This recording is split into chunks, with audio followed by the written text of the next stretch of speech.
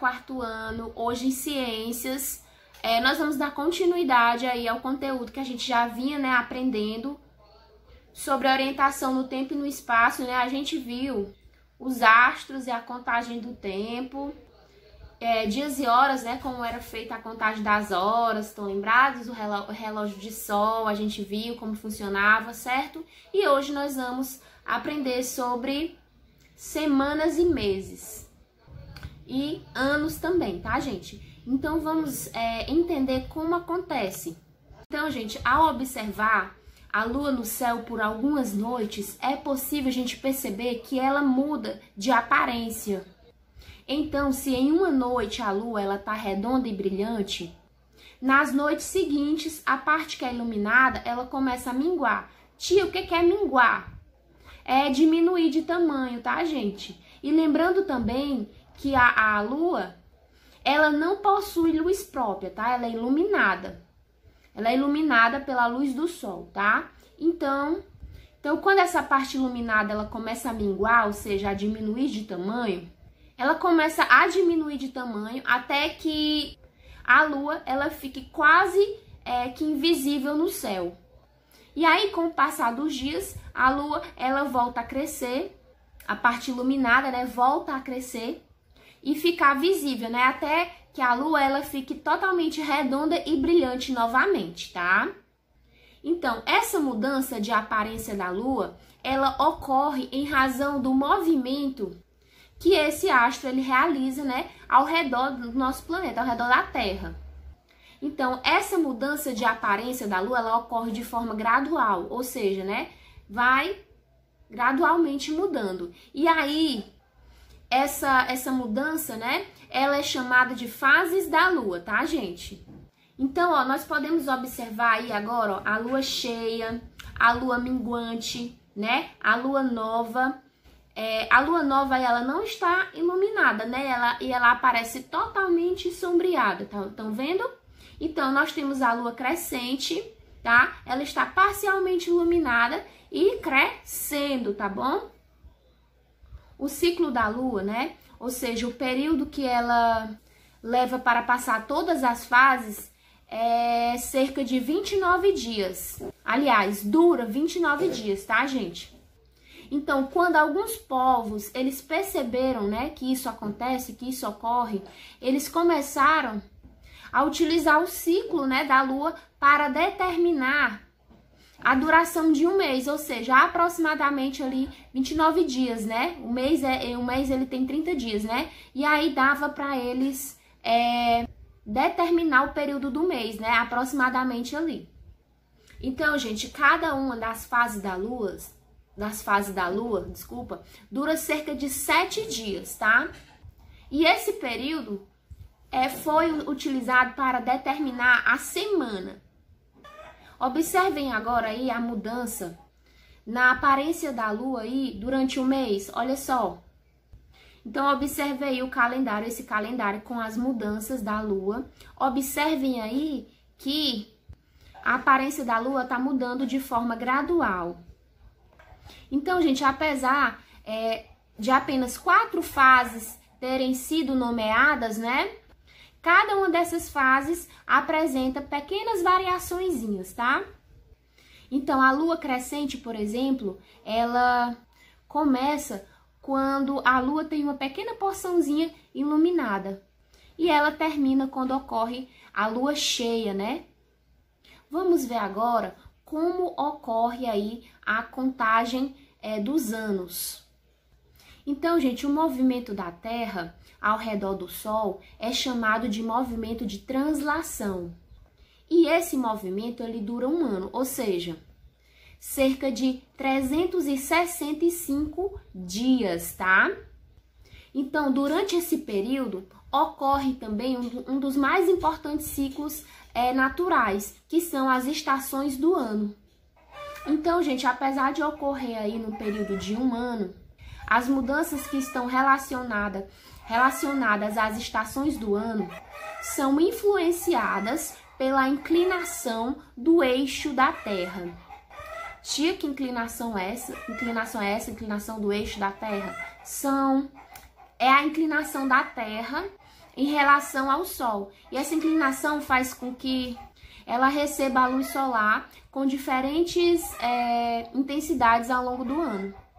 Então, em virtude da diferença desse recebimento de luz e de calor, as estações do ano no hemisfério sul ocorrem de forma alternada com as estações no hemisfério norte, tá, gente?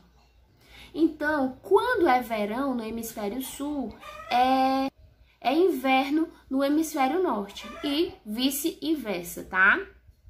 Então, agora eu quero que vocês observem aí o movimento da Terra em um ano, tá? E como os raios solares, eles interferem aí nas diferentes estações.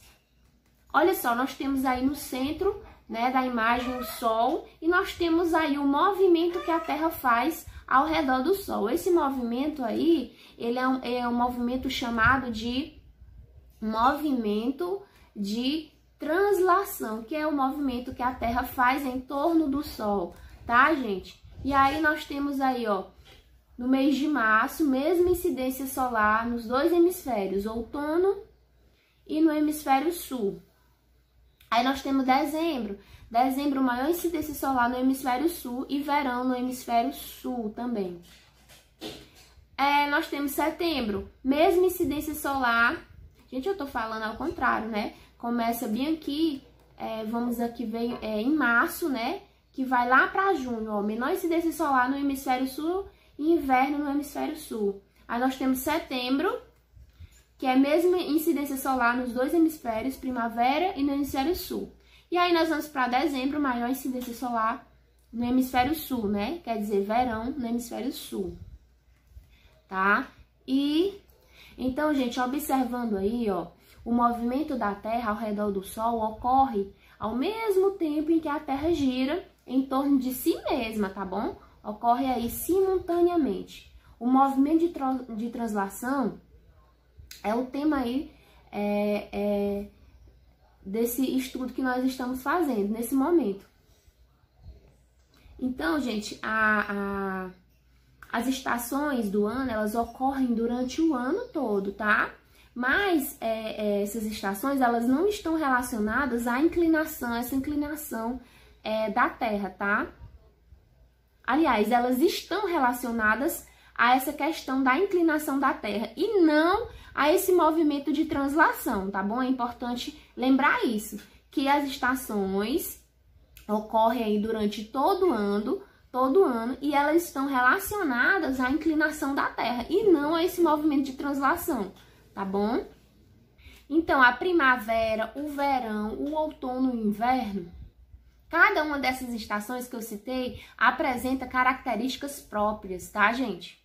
Mas essas características próprias dessas estações não são as mesmas em todo o planeta, não, tá? Elas mudam. Por exemplo, no Brasil, as estações do ano, elas não são bem definidas. Por que que isso ocorre? Porque parte do nosso país está localizada numa zona chamada zona tropical, tá? Está localizada na zona tropical do planeta. Então, essa região, essa zona tropical do planeta, ela recebe muita incidência solar, muita luz e muito calor do sol durante o ano todo. Então, em decorrência disso, as temperaturas nessa zona climática, elas não apresentam variações. E aí, essas temperaturas, elas vão ser elevadas, né, altas, o ano inteiro. Gente, as regiões da Terra que têm características semelhantes são chamadas de zonas climáticas, tá? Nós temos 3 tipos de zonas climáticas, que são a zona tropical, que eu acabei de falar para vocês, que fica na parte central do planeta. Nós temos a zona fria, que fica nos polos do nosso planeta. E a zona temperada, tá? Que fica entre a zona tropical e a zona fria, tá bom? Então, gente, na zona tropical é possível observar apenas 2 estações, uma seca e uma chuvosa.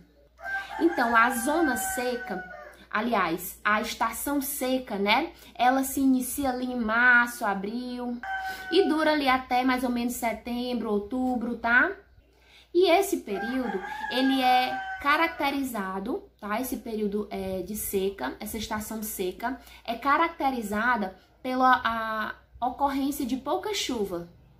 Já a estação chuvosa, ela começa mais ou menos ali entre setembro e outubro e termina em março e abril, que é quando a seca já começa, né? E aí ela é caracterizada, essa estação seca, aliás, gente, a estação chuvosa, ela é caracterizada pela ocorrência de muita chuva, tá? Já existe aí um local, né, numa pequena parte do Brasil, que as estações do ano, elas são bem definidas, tá, gente? Que é a parte que fica ali mais ao sul. E essa região do Brasil que está mais ao sul, ela fica na parte temperada, na zona temperada. Então, nessa zona temperada, né, o verão é a estação mais quente, a primavera é a estação das flores, o outono é a estação em que as folhas caem e o inverno é a estação mais fria. Como agora tá aparecendo para vocês na imagem aí, ó.